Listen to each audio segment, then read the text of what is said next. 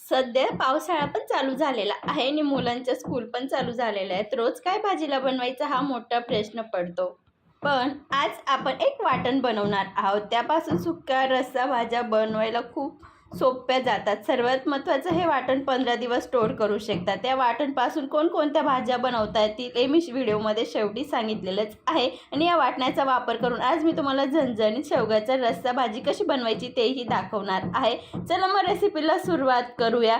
सर्वप्रथम मी gas on करून एक कढई ठेवलेली आहे. कढईमध्ये अगदी अर्धा चमचा तेल आणि अर्धा चमचा जिरे छान तडतडलं की आपण शेंगांचे तुकडे ॲड करूया. मी तुकड्यांना आधी कट करून साल काढून धुवून मग ॲड करते. आता आपल्याला मिनिटभर व्यवस्थित तेलात परतून घ्यायचे. त्यानुसार आपल्याला लगेच पाणी ॲड करायचे. इथं मी 2.5 ग्लास पाणी ॲड केलेलं आहे. तुम्हाला किती हवं त्यानुसार तुम्ही कमी जास्त देखील करू शकतात. इथं मी अगदी भाजीला लागेल त्यानुसार अर्धा नमकचा इथं वापर करते. याच्याने काय होणार की आतपर्यंत शेंगांना छान टेस्ट येणार. त्यासाठी इथं मी अर्धा चमचा नमकचा वापर करते.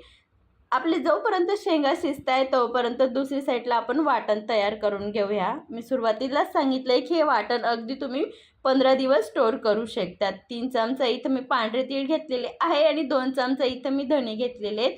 आता दोघांना मिनिटभर व्यवस्थित छान परतवून घ्यायचे. बघू शकता त्या पद्धतीने. आणि हे वाटण करताना खास गॅसची फ्लेम आपल्याला लो टू मिडियमच ठेवायची आहे. याच्यात तीळ छान तडतडायला लागली की 1 चमचा जिरे आणि अगदी 1 वाटी इथं मी किसलेलं खोबरं ॲड करते. आता यांना पण छान अगदी खमंग भाजून घ्यायचं आहे. सध्याला पावसाळा पण चालू झालेला आहे म्हणून हे साहित्य भाजताना खूप काळजी ठेवायची, कारण की व्यवस्थित भाजलं की साहित्य खराब होणार नाही. मी एका प्लेटमध्ये गार करण्यासाठी काढून घेतलेलं आहे. इथे 5 ते 6 लसूण पाकळ्या आणि 1 इंच आल्याचा तुकडा घेतलेला आहे. लसूणच्या पाकळ्या खूप मोठ्या होत्या म्हणून मी 5 ते 6 घेतलेल्या आहेत. तुम्ही अगदी 12 ते 13 घेतले तरी चालेल. आणि एक इथं कोथिंबीर वापर करते. हे आपल्याला सर्व साहित्य अजून परत व्यवस्थित भाजून घ्यायचे. अगदी याच्या जागेवर तुम्ही कोथिंबीरचे देठं किंवा सुकलेली कोथिंबीर देखील वापरू शकतात. ते पण छान भाजलं की आपल्याला साईडला काढून घ्यायचे प्लेटमध्ये गार करण्यासाठी. इथं मी मोठ्या आकाराचे 2 कांदे बारीक कट करून घेतलेले आहेत. त्यांना आता छान अगदी मिनिटभर असंच परतून घ्यायचे. जे कांद्याचं नॅचरल मॉइश्चर आहे त्याच्यातच परतून घ्यायचे. त्याच्यानंतर याच्यात आपण थोडं गरजेनुसार तेल ॲड करून घेऊया.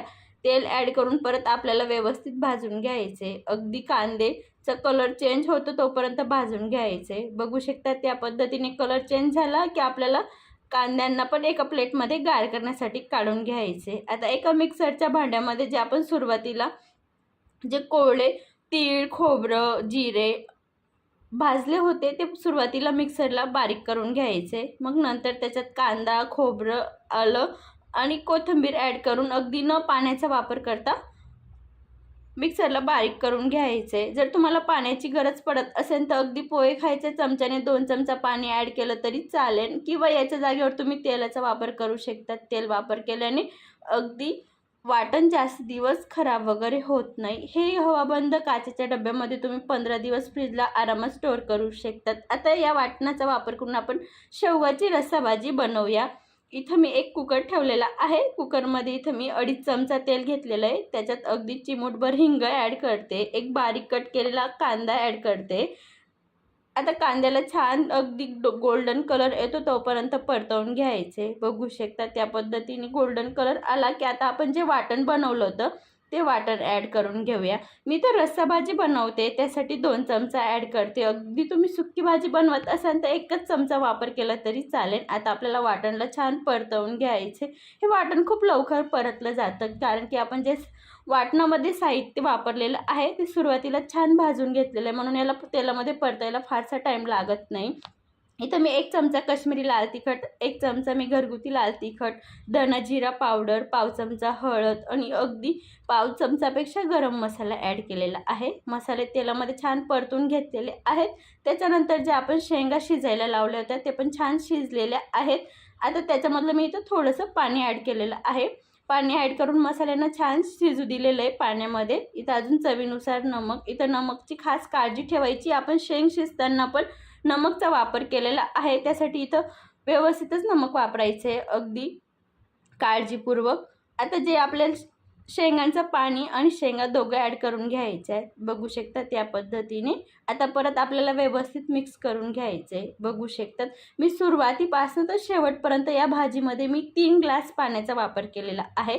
छान पद्धतीने भाजीला उकळी आली की मी इथं परत मिक्स करून घेणार आहे. बघू शकतात भाजीला खूप दाटसरपणा आलेला आहे. खूप छान झालेली. फक्त आपण 2 चमचा वाटण वापरलेलं आहे. पण याच्यापेक्षा थोडी अजून मला थिक भाजी पाहिजे, जेणेकरून भाताला किंवा भाकरला खूप छान लागेल. तर मी तर 1 चमचा एसूडचं पीठ घेतलेलं आहे. त्याला हलकं अर्धा कप पाण्यामध्ये व्यवस्थित मिक्स करून घेणार आहे. ज्या कढईमध्ये आपण शेंगा शिजवल्या होत्या मी त्याच्यातच अर्धा कप पाणी ॲड करून आता व्यवस्थित मिक्स करून घेणार आहे आणि ते आपल्याला भाजीमध्ये सोडून घ्यायचे. याच्याने काय होणार की आपल्या भाजीला खूप अजून दाटसरपणा येणार, भाकरला छान लागेल. परत आपल्याला व्यवस्थित मिक्स करून घ्यायचे आणि अगदी 5 मिनिटं मंद फ्लेमला उकळी काढून घ्यायची. बघू शकता तिथं आपला झणझणीत शेवगाचा रस्सा भाजी बनवून तयार झालेली आहे.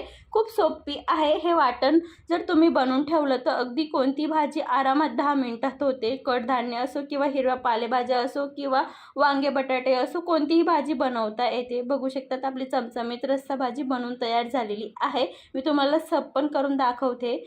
आजची रेसिपी जराही आवडली असेल तर फ्रेंड सर्कल, फॅमिली सर्कलमध्ये शेअर करा. अशाच मस्त आणि जबरदस्त आणि सोप्या रेसिपी पाहण्यासाठी माझ्या चॅनलला नक्की सबस्क्राईब करा. अशाच मस्त आणि जबरदस्त रेसिपीसोबत भेटूया. तोपर्यंत काळजी घ्या. धन्यवाद.